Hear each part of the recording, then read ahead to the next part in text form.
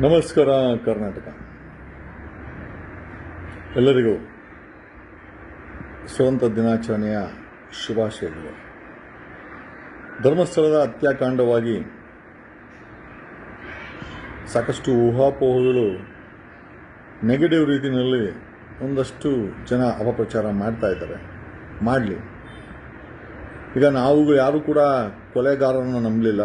ಕೊಲೆ ಆಗಿದೆ, ಅತ್ಯಾಚಾರ ಆಗಿದೆ, ನಾನೇ ಊತ ಹಾಕಿದ್ದೀನಿ ಅನ್ನೋ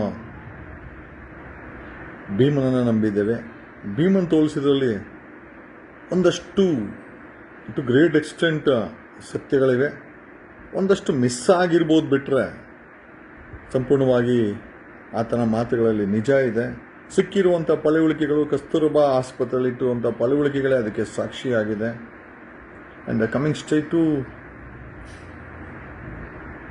ಅಲ್ಲಿರೋದೆಲ್ಲ ಗಂಡು ಮಕ್ಕಳು ರಿಪೋರ್ಟ್ ಅಂತೂ ಯಾರು ಇದ್ರಿಗೂ ಬಹಿರಂಗ ಮಾಡಿಲ್ಲ. SITನೂ ಬಹಿರಂಗ ಮಾಡಿಲ್ಲ, ಕಸ್ತೂರ್ಬಾ ಹಾಸ್ಪಿಟ್ಲವರು ಬಹಿರಂಗ ಮಾಡಿಲ್ಲ, ಪೊಲೀಸರು ಮಾಡಿಲ್ಲ, ಸರ್ಕಾರನೂ ಮಾಡಿಲ್ಲ.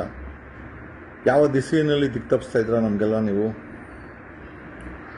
ಆಮೇಲೆ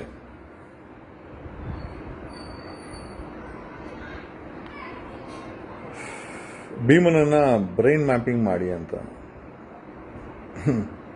ಯಾವ ಕಾನೂನು ಬುಕ್ಕಲ್ಲಿ ಬರ್ದಿದೆ? ಕಂಪ್ಲೇಂಟ್ ಬ್ರೈನ್ ಮ್ಯಾಪಿಂಗ್ ಮಾಡಬೇಕು ಅಂತ. ಕಂಪ್ಲೇಂಟ್ಗಲ್ಲ, ಯಾರು ಕೊಲೆಗಳನ್ನು ಮಾಡಿದ್ರು, ಯಾರು ಅಬ್ಡಕ್ಷನ್ ಕಿಡ್ನ್ಯಾಪನ್ನು ಮಾಡಿದ್ರು, ಯಾರು ಅತ್ಯಾಚಾರ ಮಾಡಿದ್ರು, ಯಾರು ಗ್ಯಾಂಗ್ ರೇಪ್ ಮಾಡಿದ್ರು, ಆರೋಪಿಗಳನ್ನು ಬ್ರೈನ್ ಮ್ಯಾಪಿಂಗ್ ಮಾಡಬೇಕೇ ಹೊರತು ಯಾವುದೇ ಕಾರಣಕ್ಕೂ ಕಂಪ್ಲೇಂಟನ್ನು ಬ್ರೈನ್ ಮ್ಯಾಪ್ ಮಾಡಿರಲಿಕ್ಕೆ ಕಾನೂನು ಒಪ್ಪಲ್ಲ, ನೈತಿಕತೆ ಸಹ ಒಪ್ಪೋದಿಲ್ಲ. ಆತ ಹೇಳ್ರು ಅಂತ ವ್ಯಕ್ತಿಗಳನ್ನು, ಆರೋಪಿಗಳನ್ನು ಬ್ರೈನ್ ಮ್ಯಾಪಿಂಗ್ ಮಾಡಿ ಓಕೆ ಅದಕ್ಕೆ ಅವಕಾಶ ಇದೆ ಹೊರತು ಎಲ್ಲೂ ಕೂಡ ಕಂಪ್ಲೇಂಟ್ ಕೊಟ್ಟ ವ್ಯಕ್ತಿಯನ್ನು ಬ್ರೈನ್ ಮ್ಯಾಪಿಂಗ್ ಮಾಡ್ತೀವಂತ ನಾವು ಇದುವರೆಗೂ ಕೇಳೂ ಇಲ್ಲ, ನೋಡಲೂ ಇಲ್ಲ. ಈ ರೀತಿ ಅಪಪ್ರಚಾರಗಳನ್ನು ಆಮೇಲೆ ಯಾವುದೇ ಕಾರಣಕ್ಕೂ ಭೀಮನ ಬ್ರೈನ್ ಮ್ಯಾಪಿಂಗ್ ಮಾಡಲಿಕ್ಕೆ ಅವಕಾಶಗಳನ್ನು ಕೊಡಬಾರ್ದು. ಕಾರಣ ಯಾಕೆ ಅಂತಂದರೆ ಸಾಕಷ್ಟು ಪಳೆಯುಳಿಕೆಗಳು, ಸಾಕಷ್ಟು ಎವಿಡೆನ್ಸ್ಗಳು ಸಿಕ್ಕಿದೆ. ಈಗ ಬ್ರೈನ್ ಮ್ಯಾಪಿಂಗ್ ಮಾಡಬೇಕಾಗಿದ್ದು ಭೀಮಾ ಸ್ಪಷ್ಟಪಡಿಸಿರುವ ಕಂಪ್ಲೇಂಟಲ್ಲಿ ತಾನು ತೋರಿಸಿರುವ FIR ಅಲ್ಲಿ ನಮೂದಿಸಿರುವ ಸ್ವಾಯಿಚ್ಛಾಳಿಕೆಯಲ್ಲಿ ನಮೂದಿಸಿರುವ ವ್ಯಕ್ತಿಗಳ ಬ್ರೈನ್ ಮ್ಯಾಪಿಂಗ್ ಆಗಬೇಕೇ ಹೊರತು, ಅವ್ರಿಗೆ ನೋಟಿಸ್ ಆಗಬೇಕೇ ಹೊರತು, ಅವರನ್ನು ಅರೆಸ್ಟ್ ಮಾಡಬೇಕೇ ಹೊರತು ಎಲ್ಲೂ ಕೂಡ ಭೀಮನನ್ನು ಬ್ರೈನ್ ಮ್ಯಾಪಿಂಗ್ ಮಾಡುವಂಥ ವಿಚಾರ ಏನಿದೆ ಸಂಪೂರ್ಣವಾಗಿ ನಾವು ಅದನ್ನು ತಳ್ಳಾಕ್ತೀವಿ, ಅದನ್ನು ಮಾಡಕೂಡದು. ಎರಡನೇದಾಗಿ ನಮಗೆ ಇನ್ನೂ ಹೆಚ್ಚಿನ ಒಂದಷ್ಟು 40 to 50% ರಿಸಲ್ಟ್ ಸಿಕ್ಕಿದೆ, ಒಂದಷ್ಟು ಪಳೆಯುಳಿಕೆಗಳು ಸಿಕ್ಕಿದೆ. ಸಿಕ್ಕಿಲ್ಲ ಅಂತೇಳಿ ಅಪಪ್ರಚಾರ ಮಾಡುವಂಥ ಅವಶ್ಯಕತೆ ಇಲ್ಲ.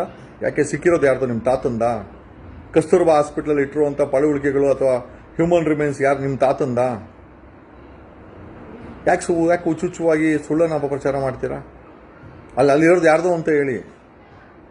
ಸಂಬಂಧಪಟ್ಟ ಅದು ಗಂಡ ಹೆಣ್ಣ, ಎಷ್ಟು ವರ್ಷ, ಯಾರ್ದು, ಯಾರು ಕಂಪ್ಲೇಂಟ್ ಕೊಟ್ಟಿದ್ದು, ಎಲ್ಲಿ ಮಿಸ್ಸಿಂಗ್ ಆಯಿತು, ಮತ್ತು ಯಾರಿಗೆ ಹ್ಯಾಂಡ್ ಓವರ್ ಮಾಡ್ತೀರಾ? ಸಂಬಂಧಪಟ್ಟಂಥ ಮನೆಯವ್ರಿಗೆ ಹ್ಯಾಂಡ್ ಓವರ್ ಮಾಡಬೇಕು. ಹ್ಯಾಂಡ್ ಓವರ್ ಮಾಡಬೇಕು ಅಂತಂದರೆ ಸಾರ್ವಜನಿಕವಾಗಿ ನೀವು ನೋಟಿಸ್ಗಳನ್ನು ಪೇಪರು TV ಕೊಡಬೇಕಾಗತ್ತೆ. ಆಮೇಲೆ ಇನ್ನೂ ಇಷ್ಟು ರಿಸಲ್ಟ್ ಇಷ್ಟು ಭೀಮಾ ಹೇಳಿದ್ದು ಕೂಡ ಸತ್ಯವಾಗಿ ಈಗ ಅಷ್ಟು ಪಳೆಯುಳಿಕೆಗಳು ಸಿಕ್ಕಿದೆ. ಅದ್ರ ಬಗ್ಗೆ ಡೀಟೇಲ್ಸ್ ಇನ್ನೂ ಬಹಿರಂಗಪಡಿಸಿಲ್ಲ.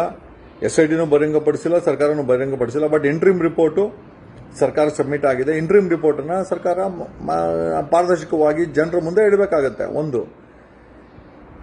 ಎರಡನೇದಾಗಿ ಯಾವುದೇ ಕಾರಣಕ್ಕೂ ಬ್ರೈನ್ ಮ್ಯಾಪಿಂಗ್ ಮಾಡೋಕ್ಕಿಲ್ಲ. ಮೂರನೇದಾಗಿ ಈಗ ಸರ್ಕಾರ ಮಾಡಬೇಕಾಗಿರೋ ಇನ್ನೊಂದು ಮುಖ್ಯವಾದಂಥ ಕೆಲಸ ಏನು ಅಂತಂತಂದರೆ ಟೆಕ್ನಾಲಜಿಯನ್ನು ಸಮರ್ಪಕವಾಗಿ ಒಂದು ಒಳ್ಳೆಯ ಕ್ವಾಲಿಟಿಯ ಕಂಪನಿಯ ಗ್ರೌಂಡ್ ಸ್ಕ್ಯಾನಿಂಗರನ್ನು ಅದನ್ನು ಸರ್ಕಾರ ನಿಯೋಜಿಸಬೇಕು.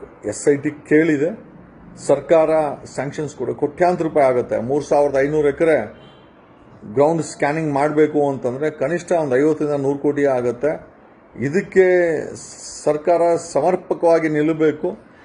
ಆ್ಯಂಡ್ ಟೆಕ್ನಾಲಜಿಯನ್ನು ಬಳಸಲೇಬೇಕು.